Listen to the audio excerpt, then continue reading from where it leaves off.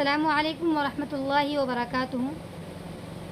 دیکھو، آج کی جو ہماری ویڈیو ہے اس میں ہم بیان کرنے والے ہیں نماز پڑھنے کے طریقے کو، یعنی نماز کس طرح سے پڑھنی چاہیے، ٹھیک ہے، نماز کے مستحبات کیا ہیں، نماز کے واجبات کیا ہیں، انہی تمام چیزوں کے بارے میں آج ہم بات کرنے والے ہیں۔ آج کل ہماری بہت سی خواتین ایسی ہیں جنہیں نماز پڑھنے کا طریقہ ہی معلوم نہیں ہے، صحیح طریقے سے کس طرح سے نماز پڑھی جاتی ہے، آج وہی سب ہم بیان کرنے والے ہیں۔ اگر آپ کو ان ویڈیو سے، ان مسائل سے کچھ بھی استفادہ ہوتا ہے، کچھ فائدہ ہوتا ہے تو چینل کو ہمارے ضرور سبسکرائب کریں تاکہ ہمارے ہر روز کی مسائل کی ویڈیوز آپ لوگوں تک پہنچتی رہیں۔ تو سب سے پہلے ہم بات کرنے والے ہیں کتاب الصلاۃ، نماز کے بارے میں، نماز کا بیان۔ صلاۃ کے معنی آتے ہیں نماز، ٹھیک ہے، یعنی یہ جو بیان ہے نماز کا ہے۔ اللہ تبارک و تعالی نے فرمایا حافظوا علی الصلاۃ، کہ اپنی نمازوں پر پابندی اختیار کرو، والصلاۃ الوسطیٰ، اور خاص طور سے درمیانی نماز پر، وقوموا للہ قانتین، اور تم اللہ کے سامنے عاجزی کے ساتھ کھڑے ہو جاؤ۔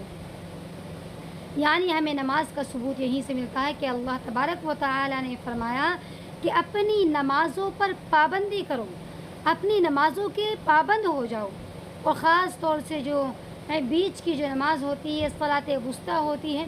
اب صلاۃ وسطیٰ کس کو کہتے ہیں، بہت سارے علماء کا اس کے درمیان اختلاف ہے، لیکن جو صحیح قول ہے صلاۃ وسطیٰ سے مراد عصر کی نماز ہے، کیونکہ عصر کی نماز جو ہوتی ہے وہ درمیانی نماز ہوتی ہے، اور عصر کی نماز پر پابندی کرنے کے لیے اس لیے کہا گیا ہے کیونکہ عموماً وہ لوگوں کے کام کاج کا آخر سا چلنے والا ہوتا ہے، کام کا جو آخر ہوتا ہے نا اس وقت بہت قریب ہوتا ہے اس سے، تو لوگ جلدی جلدی کام کرنے کے چکر میں اس نماز پر پابندی نہیں کر پاتے، اسی لیے اللہ تبارک و تعالی نے فرمایا کہ اس نماز پر پابندی کرو خاص طور سے، اور اللہ کے سامنے جھک کر کھڑے ہو جاؤ۔ پھر اس کے بعد ہے رسول اللہ صلی اللہ علیہ وسلم نے ارشاد فرمایا کہ اپنے اصحاب سے آپ نے کہا کہ تمہارا کیا خیال ہے اگر کسی شخص کے دروازے کے سامنے نہر ہو اور اس میں وہ 5 بار دن میں نہاتا ہو تو کیا اس کے بدن پر کوئی میل کچیل باقی رہے گا؟ تو صحابہ اکرام نے کہا اے اللہ کے رسول، بالکل نہیں رہے گا۔ جب ایک انسان دن میں 5 بار، کتنی بار؟ 5 بار نہا رہا ہے تو اس کے بدن پر کوئی ناپاکی، کوئی میل کچیل باقی ہی نہیں رہے گا۔ تو پھر آپ نے کہا اسی طرح سے بات نمازوں کی، 5 نمازوں کی، اگر کوئی انسان 5 وقت کی نماز پابندی سے کرے تو وہ بھی گناہ اس سے بھی اس طرح سے ہی ختم ہو جاتے ہیں جس طرح سے 5 بار نہانے سے بدن سے میل کچیل ختم ہو جاتا ہے۔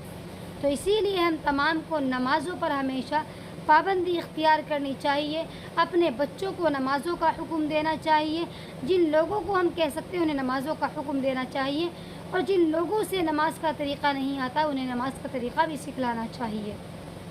تو یہی کہہ رہے ہیں کہ نماز جو ہے ایک یہ بڑی عبادت ہے، اس لیے کہ بندے کو اپنے رب سے جوڑتی ہے۔ نماز مطلب یہ سمجھ لیجئے سب سے بڑی عبادت ہے، کیوں ہے؟ کیونکہ اس میں رب اپنے بندے جو ہیں اپنے رب سے ملتے ہیں، اپنے رب سے جڑتے ہیں۔ ظاہر ہے جب بندہ سجدے میں جا کر گرتا ہے تو سمجھ لیجئے وہ اپنی تمام انا کو، اپنی ہر قسم کی بالکل اپنے اندر سے سب کچھ ختم کر کے وہ کیا گر جاتا ہے، وہ سجدے میں گر جاتا ہے اللہ کے سامنے۔ تو یعنی یہ اسی لیے کہا، اور اپنے رب سے بات کرتا ہے، اپنے رب سے ملاقات کرتا ہے، تو اسی لیے نماز کو سب سے بڑی عبادت کہا گیا ہے۔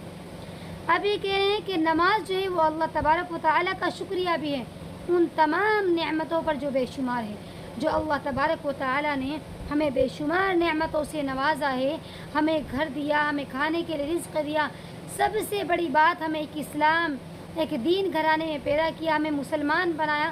تو اللہ کی بہت سارے، اگر ہم اللہ کی نعمتوں پر غور کریں تو جگہ جگہ پر ہمارے لیے اللہ کی نعمتیں موجود ہیں۔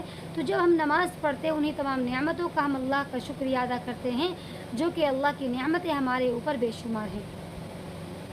اس کے بعد کہے کہ نماز کے لغوی معنی کیا ہے، وہ دعا کے ہیں۔ نماز کے لغوی معنی کس کے ہیں؟ دعا پکار کے ہیں، یعنی نماز میں ہم اپنے رب کو پکارتے ہیں تو نماز کے لغوی معنی دعا کے آتے ہیں، اور ٹھیک ہے، اور نماز کے جو شرعی معنی ہے وہ یہی ہیں کہ وہ تکبیر سے شروع ہوتا ہے اور تسلیم پر سلام پھیرنے پر ختم ہوتی ہیں مخصوص شرائط کے ساتھ، یعنی جو شرط خاص ہے کہ رکوع کرے، سجدہ کرے، قیام کرے، کہاں پر کیا پڑھنا، ان تمام شرطوں کے ساتھ ہم نماز کو اپنی اللہ اکبر تکبیر سے شروع کرتے ہیں اور کس پر، سلام پھیرنے پر ختم کرتے ہیں۔ یہی نماز کے شرعی معنی ہے، ٹھیک ہے۔ اب وہی کہہ رہے کہ نماز کی کتنی قسمیں ہیں۔ نماز کی جو قسمیں ہیں یعنی نماز کی 2 قسمیں ہیں، ٹھیک ہے۔ ایک تو نماز وہ ہے جو رکوع اور سجدے والی ہے، تو وہ نمازیں کون سی ہیں؟ یہ ساری نمازیں، فرض نمازیں پڑھتے ہیں ہم، نفل نماز پڑھتے ہیں، واجب نمازیں پڑھتے ہیں، جو بھی ہیں سنت ہے، تو جو نمازیں ہم پڑھتے ہیں یہ کیا ہیں؟ یہ ہماری کون سی نماز کہلائی جاتی ہے؟ رکوع اور سجدے والی۔ کون سی؟ رکوع اور سجدے والی۔ اور دوسری نماز ہماری وہ ہوتی ہے جو کہ رکوع اور جس میں رکوع اور سجدہ نہیں ہوتا ہے، وہ کون سی نماز ہوتی ہے؟ وہ نماز جنازہ ہوتی ہے، ٹھیک ہے۔ کون سی ہوتی ہے؟ وہ نماز جنازہ ہے جس میں کوئی سجدہ نہیں ہوتا ہے۔ کون سی ہے وہ؟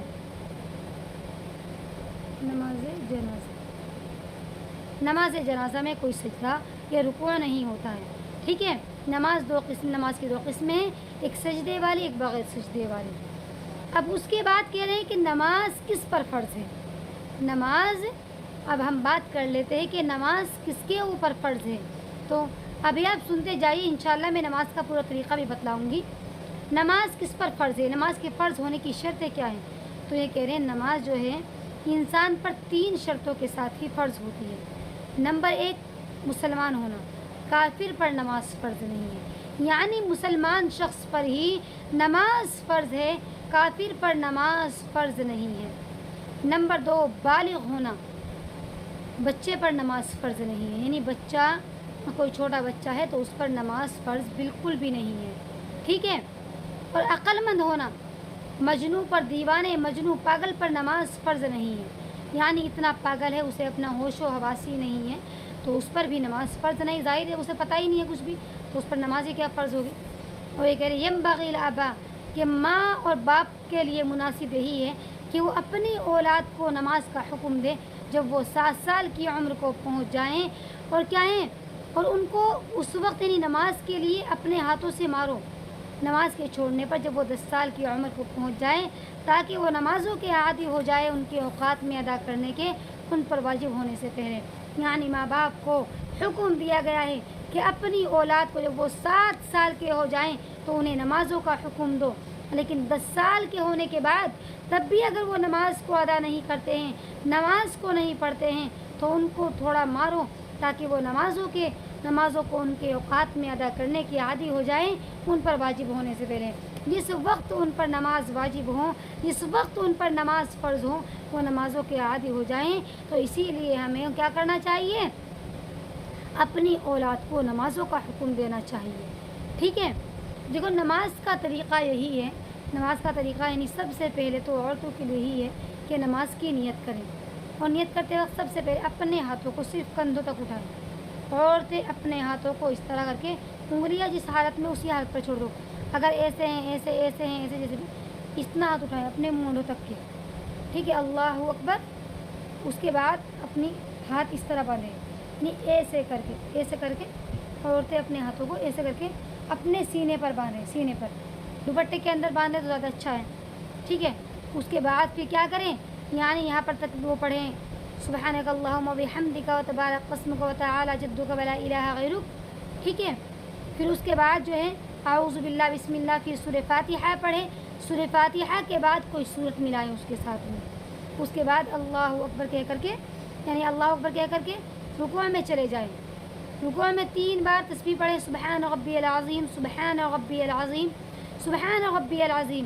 اس کے بعد پھر سمیع اللہ لمن حمیدہ کہیں، میں عورتوں کی نماز کا طریقہ بتلا رہی ہوں، پھر وہیں پر کھڑے تھوڑا سا ہلکا سا ٹھہر کر ربنا لک الحمد کہیں، پھر آرام سے، سکون سے، اطمینان سے سجدے میں جائیں، ऐसे नहीं जल्दी जल्दी बस हपड़ दपड़ में लगे हुए अल्लाह अकबर अल्लाह अकबर अल्लाह अकबर। ठहर ठहर कर नमाज को पढ़ें, ठहर ठहर कर तकबीरात को पढ़ें, ठहर ठहर कर अल्लाह अकबर कहें, फिर सजदे में जाएं।